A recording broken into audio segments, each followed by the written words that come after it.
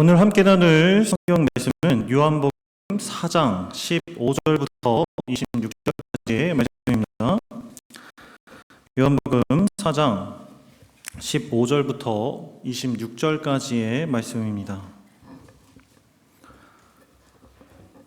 요한복음 4장 15절부터 26절까지의 말씀을 제가 한 절, 여러분들이 한 절씩 번갈아 가면서 교독하겠습니다. 제가 먼저 여자가 주여 그 물을 내게 주사 목마르지도 않고 또 여기 물 기르러 오지도 않게 하옵소서. 여자가 대답하여 이르되 나는 남편이 없나이다. 예수께서 이르시되 내가 남편이 없다 하는 말이 옳도다.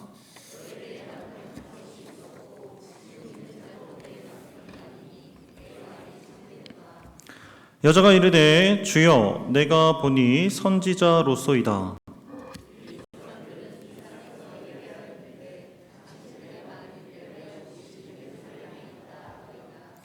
예수께서 이르시되 여자여 내 말을 믿으라. 이 산에서도 말고 예루살렘에서도 말고 너희가 아버지께 예배할 때가 이르리라.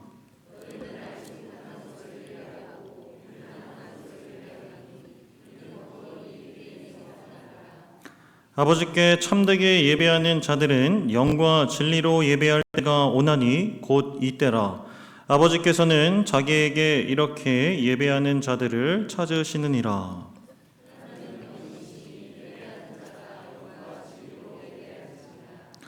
여자가 이르되 메시아 곧 그리스도라 하는 이가 오실 줄을 내가 아노니 그가 오시면 모든 것을 우리에게 알려주시리이다. 함께 읽겠습니다. 시작. 예수께서 이르시되 내게 말하는 내가 그라 하시니라. 아멘.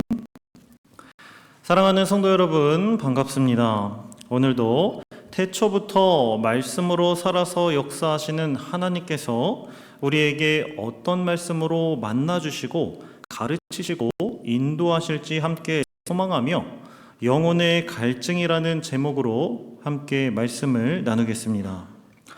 사람은 누구나 갈증을 느낍니다. 그리고 다른 말로 목마름이라고 표현합니다. 갈증 무엇이 생각나십니까? 아마도 요즘같이 무더운 여름엔 갈증을 해소할 시원한 물이나 여러 가지 음료가 생각날 것입니다.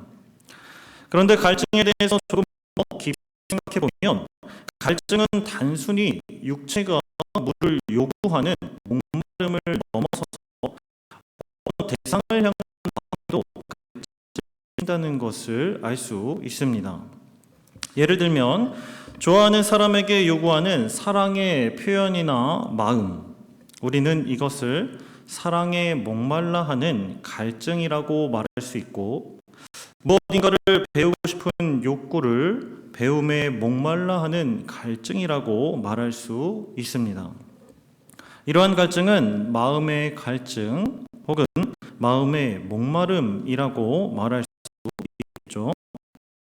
잠시 질문을 갈증은 크게 두 가지 의미로 사용되고 있다는 것을 확인할 수 있습니다. 에서도 갈증에 대해서 설명할 때 두 가지 뜻으로 정의합니다. 첫째는 목이 말라 물이 마시고 싶은 느낌, 둘째는 목이 마른 듯이 무엇인가를 몹시 조급하게 바라는 마음을 비유적으로 이르는 말이다 라고 정의합니다. 갈증은 육체의 갈증과 마음의 갈증 두 가지로 분류할 수 있다는 말입니다. 그런데 마음의 갈증은 영혼의 갈증, 영혼의 목마름으로 이어집니다. 왜냐하면 우리가 느끼는 마음의 갈증은 정신적인 것인데 이 세상에서 얻을 수 있는 가치로는 절대 인간의 정신적인 가치를 만족시키거나 충족시킬 수 없기 때문입니다. 성도님들 모두 경험해 보셔서 아시겠지만 이 세상에서 우리 힘으로 얻을 수 있는 모든 세상적인 가치의 끝은 허무함과 공허함입니다. 그리고 허무함과 공허함은 타락한 인간이 받게 된 영원한 죽음의 핑벌 때문에 생겨난 감정입니다. 전도서 1장 2절 말씀에서 세상의 모든 것을 가져보고 누려본 솔로몬이 모든 것이 헛되고 헛되다라고 말한 이유도 죽음 때문입니다. 이처럼 인간은 죽음 앞에서 모든 것이 허무하고 공허할 수밖에 없죠. 그래서 사람들은 세상의 가치로 채울 수 없는 정신적인 갈등의 한계를 극복하기 위해서 종교를 찾는 것입니다. 그리고 이러한 모습을 영혼의 갈증이라고 표현할 수 있습니다. 그래서 마음의 갈증은 결국 영혼의 갈증이라고 말씀드린 것입니다. 이처럼 인간이 육체의 갈증과 영혼의 갈증을 느끼는 이유는 하나님께서 인간의 영혼과 육으로 구분하여 만드셨기 때문이 아닌가 생각해 봅니다. 그런데 육체의 갈증은 물이나 음료를 마시면 해결할 수 있지만 영혼의 갈증은 어떻게 해결해야 할까요? 우리가 이미 잘 알고 있는 오늘 본문은 영혼의 갈증을 느끼는 한 사마리아 여인에 대해서 기록합니다. 사마리아 여인은 무슨 이유로 영혼의 갈증을 느끼고 있는 것일까요? 그리고 여인이 느끼는 영혼의 갈증은 어떻게 해결할 수 있는지 함께 생각해 보겠습니다. 14절 말씀에서 예수님은 사마리아 여인에게 내가 주는 물을 마시는 자는 영원히 목마르지 않고 그 속에서 영원히 솟아나는 샘물이 될 것이다 라고 말씀하셨습니다. 사마리아 여인은 예수님께 주여 그 물을 나에게도 주소서 하고 간절하게 간구합니다. 여기서 영원히 목마르지 않는 샘물은 어떤 샘물을 말하는 것입니까? 아마도 이 자리에 함께한 성도님들은 이 샘물에 대해서 아주 잘 알고 계실 것입니다. 하는 영원한 샘물은 세상의 구원자이신 예수님만이 줄 수 있는 영생을 말합니다. 영생이란 영원한 즉 영원히 사는 것을 말합니다. 그렇다면 영생은 어떻게 하면 얻을 수 있는 것입니까? 영생은 구원받은 그리스도인의 상급이자 예수 그리스도의 은사로서 예수님의 이름을 믿고 하나님을 인격적으로 만나 자신의 죄를 통회하며 중생을 경험할 때 성령으로 다시 태어난 거듭난 그리스도인이 되고 거듭난 그리스도인은 영원한 생명인 영생을 얻게 되는 것입니다. 그런데 15절 말씀에 사마리아 여인은 예수님의 말씀을 제대로 이해한 것 같아 보이지 않습니다. 왜냐하면 여인은 영원히 목마르지 않는 샘물을 그저 사람들의 눈을 피해 물을 길어 나오는 수고를 면하게 해주는 것 정도로 이해하는 것처럼 보이기 때문입니다. 15절 말씀을 함께 보시겠습니다. 여자가 이르되 주여 그런 물을 내게 주사 목마르지도 않고 또 여기 물 기르러 오지도 않게 하옵소서. 대부분 학자들은 15절 말씀에 기록된 여인의 대답을 이렇게 평가합니다. 그녀는 앞서 기록된 니고데모와 마찬가지로 계속해서 순전히 자연적이고 본성적인 차원에서만 생각한다. 여자는 예수님이 누구인지를 파악하는 데 실패하였고 그가 약속한 생수의 성격을 잘못했다. 여인을 부정적으로 평가하는 모습은 여기서 하지 않습니다. 왜냐하면 다음 절인 16절 말씀에서 예수님이 여인에게 대뜸 남편을 데려오라고 했기 때문입니다. 예수님은 사마리아 여인이 5번 결혼한 사실과 지금 같이 사는 사람도 남편이 아니라 동거인이라는 것을 이미 알고 계셨고 본문을 읽은 우리에게도 알려주셨습니다. 정도로 복잡한 혼인 관계와 동거하는 모습은 오늘날 사회에서조차도 찾아보기가 힘듭니다. 그리고 요즘 시대가 아무리 자유분방하고 개인의 삶을 중시하는 사회라 할지라도 사마리아 여인의 상황을 바라보는 독자들 역시 여인을 바라보는 시선이 곱지 않습니다. 그래서 이 말씀에 근거해서 여러 신학자들은 사마리아 여인을 더욱 깎아내립니다. 그들은 예수님께서 지난날에 엉망진창인 삶을 살았다는 사실을 알고 있다고 보여준 것으로 말합니다.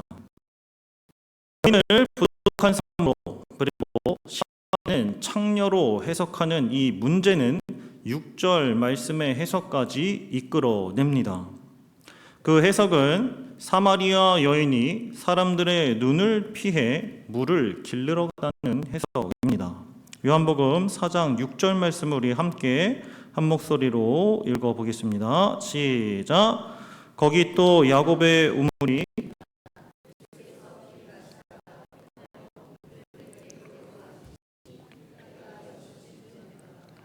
아멘. 이 말씀은 예수님이 사마리아 지역에 들어오시고 우물 곁에서 여인을 처음 만난 시간을 기록해 놓은 말씀입니다. 예수님이 사마리아 여인과 만난 시각인 6시는 유대인의 시간으로 계산하면 정오 시간을 의미합니다. 여기서 사마리아 여인이 가장 더울 시간인 정오 시간에 야곱의 우물에 물을 기르러 온 이유는 자신을 좋지 않은 시선으로 보는 사람들의 눈을 피해 일부러 사람이 잘 다니지 않는, 사람이 물을 기르러 오지 않는 가장 더운 시간에 물을 기르러 간 것이라고 해석합니다. 그리고 이 말씀과 연결해서 15절 말씀에서 여인이 더 이상 이 우물에 물을 길르러 오지 않게 해주소서라고 간구한 이유와 연결시킵니다. 성도님들도 아마 이런 해석을 들어보셨을 것입니다. 저 역시 그렇게 배워왔고 그래서 사마리아 여인을 부정한 여인으로 기억하고 있습니다. 오늘 본문을 다양한 주제와 시각으로 바라본다면 이와 같은 해석을 주장하는 것도 가능합니다. 그러나 저는 이러한 주장과 해석을 들으면서 한 가지 불편한 마음이 들었습니다. 이런 해석은 예수님은 의도하지 않으셨지만 마치 해석자들에 의해서 예수님이 사마리아 여인을 가스라이팅하는 것처럼 느끼게 하기 때문입니다. 가스라이팅이란 정신적 학대를 뜻하는 심리학적 용어로 타인의 심리나 상황을 조작해서 그를 지배하는 행위를 말합니다. 예수님께서는 과연 해석자들의 말대로 사마리아 여인의 무지함과 음란한 죄의 모습들을 들춰내시고 오늘날 모든 그리스도인에게 정죄받게 하시려고 말씀하신 것일까요? 아니면 인생의 쾌락으로부터 채울 수 없는 허무함과 공허함에 대해 알려주시기 위해서 사마리아 여인을 사용하고 계신 것일까요? 하나님의 당신들의 진정한 신랑은 우리의 신랑 되어 주시고 예수님이라는 사실을 알려주기 위해서라고 해석하는 것은 어느 정도 이해가 되지만 저는 예수님이 편견을 가지고 해석하는 사람들처럼 여인을 정죄하고 판단하시는 것으로 생각할 수 없었습니다. 왜냐하면 예수님은 절대 그런 분이 아니시기 때문입니다. 놀라운 것은 이런 의문을 가지고 본문을 자세히 살펴보면 본문은 사마리아 여인을 음란하고 부정한 여자처럼 이해할 만한 근거와 증거가 전혀 없다는 것입니다. 오히려 본문은 사마리아 여인이 5번이나 결혼하고 지금은 동거까지 하는 이유에 대해서 침묵하고 있습니다. 그렇다면 우리는 사람들의 편견 때문에 오늘날까지 질타와 정죄당하는 사마리아 여인에 대해서 다시 생각해 봐야 합니다. 왜냐하면 사람들의 편견은 사마리아 여인이 영혼의 갈증을 느끼는 이유가 정욕적인 죄에 빠져서 허무하고 공허한 인생을 살아왔기 때문이다 라고 주장하기 때문입니다. 알려준 두 가지 정보를 가지고 사람들의 편견과 오해를 다시 생각해 보겠습니다. 여인이 다섯 번 또 지금은 동거까지 하는 정보를 가지고 알 수 있는 사실이 한 가지 있습니다. 그것은 당시 여성은 사회에서 철저하게 약자에 속해 있었다는 사실입니다. 고대 지중해 연안 사회, 즉 신약 시대는 남성과 여성의 역할이 엄격하게 되었습니다. 남성과 여성은 서로의 역할에 대해서 그 역할을 대신할 수 없었습니다. 여기서 남성과 여성이 대신할 수 없는 역할이란, 예를 들어 남편이 아픈 아내를 대신해 우물에 물을 길르러 가는 행동은 절대 해서도 안 되고 일어날 수도 없는 행동입니다. 남자의 역할에는 그런 일이 존재하지 않는다고 이해합니다. 이런 남편분들이 계시진 않으시죠? 남성은 집 밖에서 이루어지는 공적인 일, 여성은 이루어지는 사회의 일을 하는 것이 주된 역할이었습니다. 그런데 문제는 여성은 남자가 누리는 공적인 삶에 거의 참여할 수 없었다는 것입니다. 외출 시에도 머리에 가리개를 쓰고 외출하며 길거리에서 남성이 여성과 대화하는 것은 수치로 여겨졌습니다. 이를 어길 시에는 사유가 되었다고 합니다. 뿐만 아닙니다. 가정에서도 존중받지 못했습니다. 부모님의 유산에 대해서도 여자 형제들은 우선권이 없었고, 미혼 여성들은 아버지의 절대적인 권한 아래에 있었습니다. 돈에 대한 소유권도 결혼에 대한 결정권 모두 아버지의 권한입니다.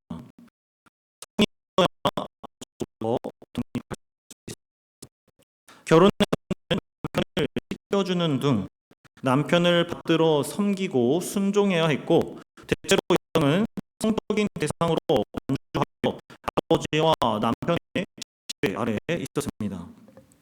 이것이 신약시대 예수님 당시 사마리아 여인이 처해 있던 현실입니다. 사회적 약자였던 여인은 남편과 이혼할 결정권이 없었으며, 동거한 것조차도 여인이 원해서라기보다는 여인과 함께 사는 동거남의 결정이었을 가능성이 높다는 결론을 이끌어냅니다.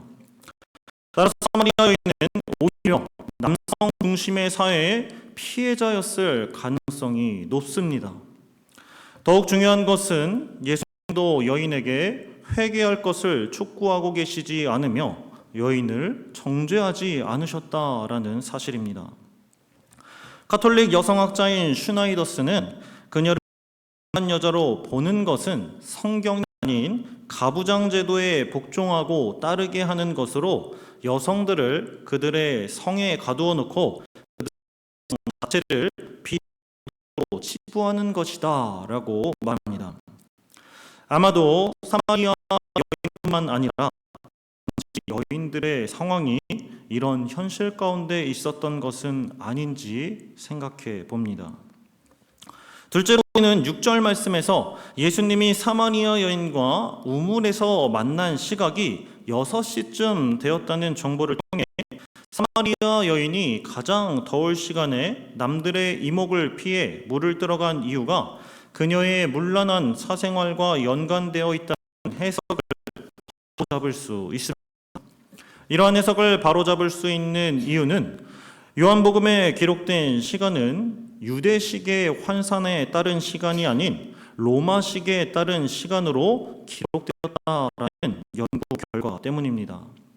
최근 신학자들의 연구에 따르면 마태, 마가, 누가복음에 기록된 시간은 유대식 시간으로 환산하여 기록되었지만 요한복음에 기록된 시간은 로마식 시간으로 환산되어 기록되었다라는 것이 주장된 사실입니다. 요한복음에서 빌라도가 예수님께 사형 선고를 내린 시간을 기록한 부분을 다른 복음서와 비교했을 때 다른 복음서는 유대식 시간으로 기록된 것을 확인할 수 있고 요한복음은 로마로 확인한 것입니다. 따라서 사마리아 여인이 물을 길르러 나온 시간을 로마 시간 체계를 따라 해보면 저녁 6시인 것을 알 수 있고 해가 지는 저녁 6시는 팔레스타인 사람들이 일반적으로 물을 길르러 나오는 시간임을 알 수 있습니다. 따라서 요한복음의 시간이 로마식으로 기록되었을 수도 있다는 것을 감안했을 때 또 설사 감안하지 않더라도 더 이상 사마리아 여인을 편견의 시각으로 될 것입니다. 그리고 사마리아 여인에 대한 편견을 벗겨내고 본문을 들여다보면 예수님이 대뜸 여인에게 남편을 데려오라고 말씀하신 이유가 그녀의 사생활을 폭로하고 정죄하기 위함이 아니었다라는 사실도 발견할 수 있습니다. 그렇다면 예수님은 왜 사마리아 여인에게 남편을 데려오라고 말씀하신 것일까요? 저는 본문을 준비하고 묵상하면서 예수님이 사마리아 여인에게 남편을 데려오라고 말씀하신 이유는 여인을 정죄하는 해석자들로부터 또 편견을 가지고 바라보는 우리의 시각으로부터 여인을 지켜주시기 위해서라는 것을 깨달았습니다. 예수님을 이해하기 위해서 우리는 예수님의 질문에 대답한 사마리아 여인의 답변에 주목해야 합니다. 여자는 17절 말씀에서 이렇게 대답합니다. 나는 남편이 없습니다. 그리고 예수님께서도 18절 하반절 말씀에서 지금 있는 자도 너의 남편이 아니니 너의 말이 참되도다 라고 말씀하시며 여자의 말을 공감하시고 인정해 주십니다. 그래서 사마리아 여인이 자신의 상황과 문제를 정확하게 알고 있다는 것은 사마리아 여인이 느끼고 있는 영혼의 목마름의 원인이 자신의 남편 문제이지 않다는 것을 증명합니다. 왜냐하면 사마리아 여인이 남편 문제가 자신의 영혼의 궁극적인 원인이었다라고 생각하면 사람의 심리상 오히려 그것을 붙잡게 됩니다. 오히려 남편이 있다고 주장하는 것이 더군다나 처음 보는 사람인 예수님한테는 더욱더 말입니다. 아직 행복하지 않은 사람이 행복해 보이고 싶어서 그 갈증을 채우고 싶어서 남들의 시선을 더욱 의식하고 신경 쓰는 것처럼 말입니다. 때로 행복한 사람은 자신이 억지로 드러내려고 노력하지 않아도 그가 누리는 행복이 드러납니다.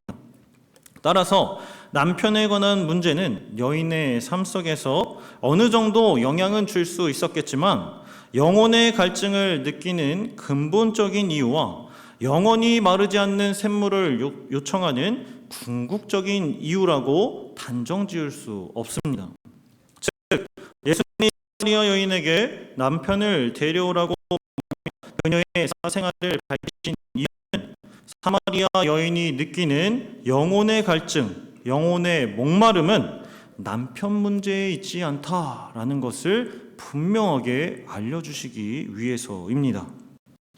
그렇다면 예수님이 사마리아 여인의 남편에 대해 말씀하셔서 우리가 알는 분명한 사실은 무엇입니까? 여인의 도덕적인 문제가 아니라 여인의 모든 상황을 이미 예수님의 신적인 능력을 우리는 알 수 있습니다. 우리의 질문이 여인의 부도덕함에 쏠려 예수님의 신적인 능력을 전하는 가장 중요한 사실을 놓치고 있었다면 여인은 그렇지 않았음을 19절 말씀에서 증명합니다. 19절 말씀을 함께 한 목소리로 읽어보겠습니다. 시작. 아멘. 19절 말씀에서 여인이 깨달은 것은 자신의 모든 상황을 알고 계신 예수님이라는 사실입니다. 예수님이 의도하신 것이 여인의 죄에 관한 문제는 여인의 대답은 비천함이나 음란함이나 부도덕한 모습을 깨닫거나 회개하는 대답을 해야만 했습니다. 그러므로 우리는 17절과 18절 말씀을 바라볼 때 여인을 편견으로 바라볼 것이 아니라 전지전능하신 예수님의 신적인 능력을 바라봐야 합니다. 예수님이 선지자라는 사실을 깨닫고 고백한 여인은 예수님께 그동안 자신의 능력과 힘으로는 절대 알 수도 없고 해결할 수 없던 한 가지 질문을 꺼냅니다. 이 질문이 바로 오늘 본문이 전하는 핵심이며 사마리아 여인이 영혼의 갈증, 영혼의 목마름을 느낀 이유입니다. 요한복음 4장 20절 말씀을 제가 읽겠습니다. 우리 조상들은 이 산에서 예배하였는데 당신들의 말은 예배할 곳이 예루살렘에 있다 하더이다. 이 질문은 여인의 영혼의 갈증을 느낀 이유와 영원히 목마르지 않는 샘물을 달라고 요청한 이유가 다름 아닌 예배의 문제에 관련이 있었다라는 사실을 알려줍니다. 예배와 관련이 있었던 것입니다. 여인의 질문은 평소 사마리아인들과 유대인들이 주장하는 예배 장소에 관한 논쟁을 말합니다. 이 모세 오경만을 따르는 사마리아인들과 오경뿐만 아니라 성경의 나머지 부분도 인정하는 유대인들이 합법적으로 하나님을 예배하는 장소에 대한 이해가 달라서 생겨나게 된 논쟁입니다. 논쟁의 핵심은 하나님이 받으시는 진정한 예배가 사마리아인들이 예배하는 장소와 유대인들이 예배하는 장소 둘 중에 어느 곳인가라는 문제였습니다. 신명기 12장 말씀에서 너희 하나님 곳을 찾아 나아가라라는 말씀대로 약속의 땅에 들어온 언약 공동체를 향해 복이 선포된 장소였던 그리심산을 주목해서 그리고 그곳에 성전을 지어 하나님을 예배했습니다. 반면에 유대인들은 다윗과 솔로몬에게 약속하신 예루살렘 성전을 합당한 예배 장소라고 생각한 것입니다. 즉 사마리아 여인이 느끼는 영혼의 갈증은 예배에 대해 알려주실 예수님에 대한 갈급함입니다. 요한복음 4장 25절과 26절 말씀을 함께 읽어보겠습니다. 시작. 여자가 이르되 메시아 곧 그리스도라 하는 이가 오실 줄을 내가 아노니 그가 오시면 모든 것을 우리에게 알려주시리이다. 예수께서 이르시되 내가 말하는 내가 그라 하시니라. 아멘. 메시아이신 예수님은 여인이 느끼는 영혼의 갈증을 해결할 궁극적인 방법, 바로 하나님께서 받으시는 예배, 회복된 예배, 소통하고 주님으로부터 넘치는 생수와 샘물을 공급받는 예배, 영생의 복을 누리게 하는 예배, 그것이 무엇인지 그 답을 알려주십니다. 그 예배는 바로 영과 진리로 드리는 예배입니다. 예수님은 아버지에게 예루살렘이든 그리심산이든 아무 상관이 없게 될 때가 올 것이다 라고 말씀하셨습니다. 그리고 그때가 바로 메시아이신 주님을 만난 지금 이 순간 이때다 라고 말씀하십니다. 결국 사마리아 여인이 영혼의 갈증을 느끼고 있었던 궁극적인 이유는 남편에 대한 문제 때문이 아니라 예배에 대한 문제 때문입니다. 그리고 우리는 본문을 통해 영혼의 갈증을 해결할 수 있는 유일한 통로는 이것을 깨달을 수 있습니다. 그러므로 본문을 통해 해야 합니다. 첫째, 형식적으로 드리는 예배로는 영혼의 목마름을 해결할 수 없는 것입니다. 형식적으로 드리는 예배로는 영혼의 목마름을 해결할 수 없습니다. 우리는 오직 영과 진리로 드리는 예배를 하나님께 드려야 합니다. 그렇다면 영과 진리로 드리는 예배는 무엇입니까? 고신대학교 신학과 교수인 우병우는 본문에서 말하는 영과 진리로 드리는 예배는 삼위일체적인 예배라고 정의합니다. 삼위일체적인 예배. 우병훈 교수가 기고한 글을 읽어드리겠습니다. 참된 예배란 그 대상이 영이신 하나님이시며 그 시작은 그리스도와의 인격적인 교제에 있고 그 성격은 성령 안에서 드려지는 예배이다. 이렇게 참된 예배를 드리는 성도들은 예수 그리스도를 믿어 거듭나게 되며 새 생명의 활동을 경험하게 된다. 그들은 예수 그리스도에 대한 진리를 사모하며 그 진리를 들을 때에 기뻐한다. 그들은 성령의 활동적인 역사를 그 영혼 속에서 느낄 수 있다. 따라서 요한복음에서 말하는 영과 진리로 하나님께 드리는 예배는 삼위일체적인 예배다. 그것은 아버지 하나님과의 만남, 예수 그리스도의 진리, 성령의 충만함을 경험하는 예배다. 우병훈 교수가 말한 영과 진리로 드리는 예배는 진리가 선포되고 성령의 충만함을 경험하는 예배를 말합니다. 따라서 우리는 예배 가운데 하나님 아버지와의 만남, 그리고 예수 그리스도의 진리, 성령의 충만함을 경험하게 해달라고 소망해야 하며 기도해야 합니다. 우리가 가진 평균의 일체적인 예배, 즉 영과 진리로 하나님께 드리는 예배가 방해받고 있다는 사실입니다. 우리가 가진 편견 때문에 영과 진리로 하나님께 드리는 예배가 방해받고 있다. 사마리아 여인을 편견의 시각으로 바라보면 여인이 느끼는 영혼의 갈증이 예배가 아닌 남편 문제에 있다고 왜곡하게 되듯이 편견은 예배를 영과 못하도록 방해할 뿐만 아니라 예배의 본질을 훼손하고 왜곡시킵니다. 예배 시간에 우리가 가지는 편견은 무엇입니까?